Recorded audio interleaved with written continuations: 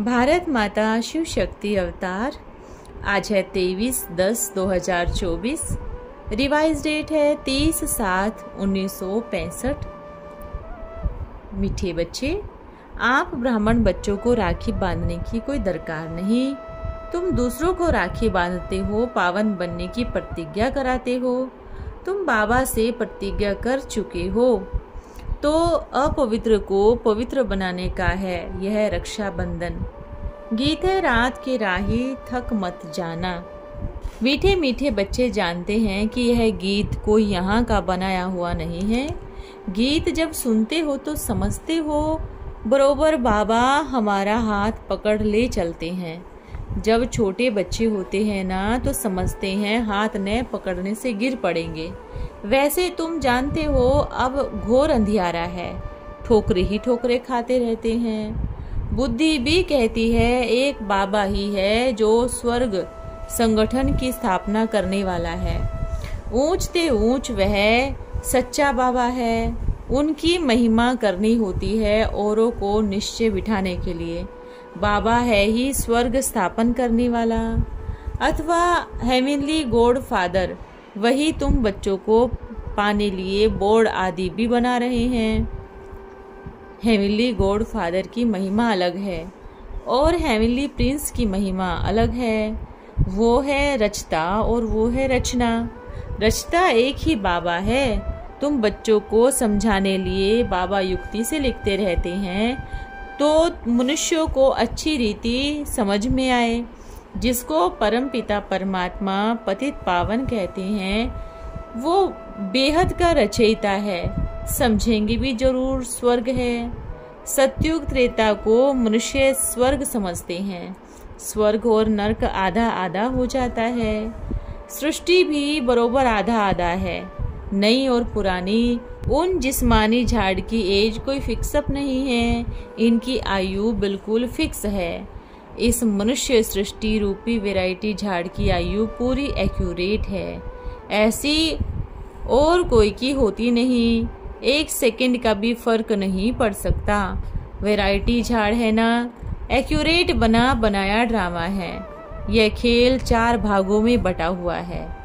जगन्नाथपुरी में चावल का हांडा हुबहू यादगार है। जैसे समझा है, निश्चय है 5000 वर्ष बाद फिर से हेवनली गॉड फादर स्वर्ग की स्थापना करने वाला हमको स्वर्ग की बादशाही प्राप्त कराने लिए लायक बना रहे हैं। बाबा लायक बना रहे हैं। रावण नालायक बनाता है। ऐसा नालायक बनाता है जो भारत कोड़ी जैसा बन जाता है। बाबा ऐसा लायक बनाते हैं जो भारत हीरे जैसा बन जाता है। नंबरवार तो मर्तबे होते ही हैं। हर एक का अपना अपना कर्म बंधन भी है। कोई पूछते हैं बाबा हम वारिस बनेंगे व प्रजा। बाबा कहते हैं अपना कर्म बंधन देखो। कर्म बंधन का हिसाब किताब है। कर्मों की गति तो बाबा ही समझाते हैं। बाबा हमेशा कहते हैं अलग अलग आकर राय पूछो, अपने लिए बाबा बताएंगे तुम्हारा हिसाब किताब किस प्रकार का है, तुम क्या पद पा सकते हो। सारी राजधानी स्थापन हो रही है। एक बाप ही किंगडम स्थापन करते हैं, बाकी सब अपना अपना धर्म स्थापन करते हैं। सतयुग में लक्ष्मी नारायण का राज्य था ना, वह है उन्हों की प्रारब्ध। सो भी नंबरवार उन्होंने प्रारब्ध कैसे पाई अभी तुम देख रहे हो। बाबा कहते हैं मैं कल्प कल्प कल्प के संगम युग पर आता हूँ। अनेक ऐसे कल्प के संगम युग बीतते चलेंगे, उनका कोई अंत नहीं होता। बुद्धि भी कहती है पतित पावन बाबा जरूर आएगा ही संगम पर, जबकि पतित राज्य का विनाश कराए और पावन दुनिया की स्थापना करनी है। इस संगम युग की ही महिमा है। सतयुग त्रेता के संगम पर कुछ होता नहीं, वो तो सिर्फ राजाई की ट्रांसफर होती है। लक्ष्मी नारायण का राज्य बदलकर राम सीता का राज्य होता है। बस यहाँ तो कितना हंगामा होता है। बाबा कहते हैं यह सारी पतित दुनिया खत्म होने वाली है, सबको जाना है। बाबा कहते हैं मैं सबका गाइड बनता हूँ। दुख से लिबरेट कर सदैव के लिए सुख शांति में जाना है। तुम जानते हो हम सुख धाम में जाएंगे, बाकी सब शांति धाम में जाएंगे। इस समय मनुष्य कहते भी हैं मन को शांति कैसे मिले, ऐसे कब नहीं कहेंगे सुख कैसे मिले। शांति के लिए ही कहते हैं क्योंकि सन्यासियों को मिलती ही शांति है। इतने हठ योग आदि सब शांति के लिए ही करते हैं, सब शांति में ही जाने वाले हैं, फिर अपने अपने धर्म में आने वाले हैं। धर्म की वृद्धि होनी ही है। सभी स्वर्ग में तो आ नहीं सकते ना, इम्पॉसिबल। तुम बच्चों को सारे ड्रामा की नॉलेज है। आधा कल्प है सूर्यवंशी चंद्रवंशी राजधानी, फिर और धर्म आते हैं। अभी आदि सनातन देवी देवता धर्म का कोई है नहीं। धर्म ही बिल्कुल प्रायलोप हो जाता है, फिर स्थापना होती है, सैपलिंग लग जाती है। बाबा यह सैपलिंग लगाते हैं, वो फिर झाड़ों आदि का सैपलिंग लगाते रहते हैं। यह सैपलिंग कैसा वंडरफुल है। एक भी अपने को देवी देवता धर्म का नहीं कहेंगे। बाबा समझाते हैं जब ऐसी हालत होती है तब मैं आता हूँ। कौन स्थापन करते हैं, उनका नाम ही प्रायलोप हो जाता है, नाम ही बदल श्री कृष्ण रख दिया है। अभी तुम समझते हो शास्त्रों में क्या लगा हुआ है। बाबा क्या समझाते हैं। बाबा कहते हैं यह गीता भागवत आदि जो भी शास्त्र हैं इनमें कोई सार नहीं, इनसे कुछ मिलने वाला नहीं है। यह शास्त्र आदि का सार मैं तुमको सुनाता हूँ। अब तुम जज करो कोई राइट है, रावण है ही रोंग, मत देने वाला है, इसलिए रोंग और राइटियस कहा जाता है। बाबा है ही राइटियस। सच्चा बाबा सच ही समझाएंगे ना, सचखंड के लिए सच्चा ज्ञान बतलाते हैं। बाकी यह शास्त्र सब भक्ति मार्ग के हैं। कितने मनुष्य पढ़ते हैं, बस भगवान को पा लिया इसमें खुश हो जाते हैं। भगवान को तो जानते ही नहीं, समझते हैं हनुमान में, गणेश में, सब में भगवान है। सर्वव्यापी का बुद्धि में भूसा बैठा हुआ है। बाबा ने समझाया है जो जिस भावना से जिसकी भक्ति करते हैं वह भावना पूरी करने के लिए मैं साक्षात्कार करा देता हूँ। वो समझते हैं बस हमको तो भगवान मिल गया है, खुश हो जाते हैं। भक्त माला है ही अलग और ज्ञान माला है अलग। उनको रुद्र माला कहा जाता है और वह भक्त माला जिसने जास्ती ज्ञान पाया उन्हों की माला है और वो जास्ती भक्ति करने वालों की माला है। भक्ति के ही संस्कार ले जाते हैं तो फिर भक्ति में चले जाते हैं। वो संस्कार एक जन्म साथ चलते हैं, ऐसे नहीं दूसरे जन्म भी होंगे। नहीं, तुम्हारे तो यह संस्कार अविनाशी बन जाते हैं। इस समय जो वर्षा पाएंगे फिर संस्कार अनुसार जाए राजा रानी बनते हैं। राजा रानी बनते हैं फिर धीरे धीरे कला कम हो जाती है। अभी तुम बीच में हो, बुद्धि वहाँ लटकी हुई है। बैठे भल यहाँ हो परंतु बुद्धि वहाँ है। आत्मा को ज्ञान है, अभी हम जा रहे हैं, बाबा को ही याद करते हैं। हमारी आत्मा पार हो रही है। शरीर को तो इस किनारे छोड़ देंगे ना, इस किनारे यह पुराना शरीर और उस किनारे हसीन शरीर। यह हसीन का अर्थ है ना, हुसैन नहीं है, हसीन, जिसको बाबा आकर अकाल मूरत कहते हैं। उनका यह तख्त है। आत्मा तो अकाल है।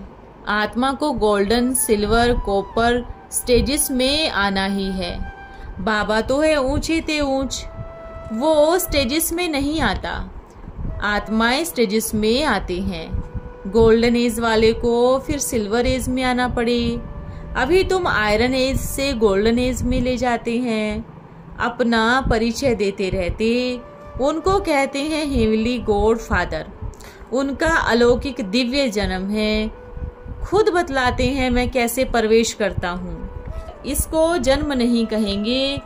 जब समय पूरा होता है तो भगवान को संकल्प उठता है रचना रचने का। ड्रामा में उनका भी पार्ट है ना। परम पिता परमात्मा भी ड्रामा के अधीन है। कहते हैं मेरा पार्ट है भक्ति का फल देने का। परम पिता परमात्मा को सुख देने वाला ही कहा जाता है। भक्ति में भी सुख देते हैं तो ज्ञान में भी सुख देते हैं। भक्ति मार्ग में है आधा कल्प का सुख। अच्छा कर्तव्य करते हैं तो अल्पकाल लिए उसका रिटर्न में मिलता है। तुम तो सबसे अच्छा कर्तव्य करते हो, सबको बाबा का परिचय देते हो। अभी देखो राखी का त्योहार आता है तो इस पर भी समझाना पड़े। राखी है ही पतित को पावन बनाने की प्रतिज्ञा करने के लिए, अपवित्र को पवित्र बनाने का है। रक्षाबंधन है, तुमको पहले पहले परिचय देना है पतित पावन शिव बाबा का। जब तक वो ना आए तब तक मनुष्य पावन बन न सके। बाबा ही आए पवित्र बनने की प्रतिज्ञा कराते हैं।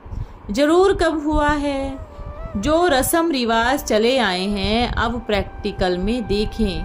हम बाबा के बच्चे राखी बांध पवित्र रहते हैं। जनेऊ कंगन आदि यह सब पवित्रता की निशानी है। पतित पावन बाबा कहते हैं काम महाशत्रु है।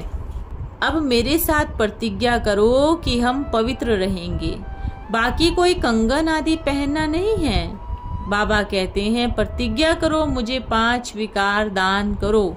यह राखी बंधन 5000 वर्ष पहले भी हुआ था। पतित पावन बाबा आया था, आकर राखी बांधी थी। पवित्र दुनिया की स्थापना हुई थी। अब तो नरक है। हम फिर से आए हैं। अब श्रीमत पर प्रतिज्ञा करो और बाबा को याद करो तो तुम पावन बन जाएंगे। अभी पतित मत बनो। हम ब्राह्मण आए हैं यह प्रतिज्ञा कराने के लिए। हमारी प्रतिज्ञा की हुई है। तुम्हारे पास बहुतों के खून से लिखे हुए भी पत्र रखे हैं। बाबा हम प्रतिज्ञा करते हैं कभी भी पतित नहीं बनेंगे, परंतु ऐसे भी बहुत लिखकर फिर खत्म हो गए। पतित पावन शिव बाबा आते हैं संगम पर। ब्रह्मा द्वारा आकर डायरेक्शन देते हैं बच्चों को कि पवित्र बनो। यहाँ सबने प्रतिज्ञा की है, तुम भी करो तो पावन दुनिया का मालिक बनोगे। बाकी आप बच्चों को राखी बांधने की कोई दरकार नहीं है। दूसरों को बांधते हैं कि पावन बनने की प्रतिज्ञा करो, तभी बाबा से वर्षा मिलता है बेहद का। तुम पवित्र ब्राह्मण बनो फिर देवता बन जाएंगे। हम ब्राह्मणों की तो प्रतिज्ञा की हुई है। एल्बम भी दिखाना चाहिए। यह राखी बंधन की रस्म कब शुरू हुई? अब संगम पर यह पवित्रता की प्रतिज्ञा की है जो फिर 21 जन्म तुम पवित्र रहते हो। अब बाबा कहते हैं माम एकम याद करो। ऐसी ऐसी पॉइंट्स निकाल पहले से भाषण करना चाहिए। यह रस्म कब से शुरू हुई? 5000 वर्ष की बात है। कृष्ण जन्माष्टमी भी 5000 वर्ष की बात है। बाकी कृष्ण के चरित्र हैं वो तो छोटा बच्चा है। चरित्र तो एक शिव बाबा के हैं जो चतुराई से बच्चों को कौड़ी से हीरे जैसा बनाते हैं। बलिहारी उस एक की और किसका बर्थडे मनाना कोई काम का नहीं। बर्थडे मनाना चाहिए एक परमपिता परमात्मा का बस। मनुष्य तो कुछ भी जानते नहीं, कह देते हैं कण कण में है, फिर नाम रूप से न्यारा भी है। कितना फर्क हो जाता है। तुमको समझाना पड़े। कृष्ण तो गीता का भगवान नहीं। भगवान कहते हैं मैं कल्प के संगम युग पर आता हूँ। बाकी कृष्ण थोड़े ही रात को 12 बजे जन्म लेंगे। गायन एक का है, 2 का नहीं। सच्चे सच्ची बात यह है फिर श्री कृष्ण की जयंती की दरकार नहीं। शिव बाबा न आए तो कृष्ण का जन्म कैसे हो? महिमा एक की ही है। सबका सदगति दाता वो एक है। इसलिए एक को याद करो, इस समय सब दुर्गति में है, सब कब्र दाखिल है। ज्ञान सागर के बच्चे को रावण ने भस्म कर दिया। मैं आए ज्ञान वर्षा बरसाता हूँ। सागर के बच्चे तो सब है ना, सबको रावण ने जलाकर खाक कर दिया है। फिर ज्ञान अमृत की वर्षा से जय जयकार हो जाती है। भाषण करने वालों को बैठ लिखना चाहिए। दिन प्रतिदिन तुम्हारी ज्ञान तलवार पर ज्ञान का जोहर चढ़ता जाएगा। तुम्हारे एक एक वर्षंस अमूल्य हो जाएंगे। विद्वान पंडित बड़े बड़े साधु संत भी तुम्हारे पास आएंगे। तुम बहुतों का कल्याण करेंगे। अच्छा, रात्रि क्लास है 25/9/1964 की। तुम बच्चे जानते हो कि कृष्ण को सभी अपना पिता नहीं मानेंगे, इसलिए उनको भगवान नहीं कह सकते। परम पिता परमात्मा शिव बाबा है, जिसको ईश्वर प्रभु कहा जाता है, कृष्ण को नहीं। क्रिएटर एक ही होता है, वो है मनुष्य सृष्टि का रचता। भगवान भी उनको ही कहेंगे। मनुष्य को देवता को भी भगवान नहीं कह सकते। ब्रह्मा विष्णु शंकर को भी भगवान नहीं कह सकते। तुम बच्चों के लिए परम पिता परमात्मा को सिद्ध करना बड़ा सहज है। भगवानुवाच मैं दैवी राज्य की स्थापना और आसुरी राज्य का विनाश करता हूँ। बाबा से वर्षा मिलेगा ही मुक्ति, जीवन मुक्ति का। ये बातें बहुत सहज है धारण करने। ऐसी ऐसी पॉइंट बहुत सहज है। बच्चे समझते हैं जो पास्ट हुआ सब ड्रामा का खेल। वैरायटी धर्मों का झाड़ भी बुद्धि में है। बच्चों को विचार सागर मंथन कर सर्विस की युक्तियां निकालनी चाहिए। तुम्हें तो सबको जगाना है। अभी मनुष्य कुंभकर्ण की नींद में सोए हुए हैं। अच्छा, ओम नमः शिवाय बाबा। आज का वरदान है बिंदु रूप भव। बिंदु रूप में टिकने का आधार है शुद्ध संकल्प का अभ्यास। इसमें न टिकने का कारण है अशुद्ध संकल्प। अशुद्ध संकल्पों को शुद्ध संकल्पों से हटाओ। बिंदु रूप है ब्रेक। जैसे कोई एक्सीडेंट होने वाला होता है तो ब्रेक नहीं लगती तो मोड़ना होता है। ऐसे ही अगर बिंदु नहीं लगती तो व्यर्थ संकल्पों से बुद्धि को मोड़कर शुद्ध संकल्पों में लगाओ। बिंदु रूप के लिए कोशिश करो कि सारा दिन शुद्ध संकल्पों के सिवाय कोई भी व्यर्थ संकल्प न चले। ओम नमः शिवाय।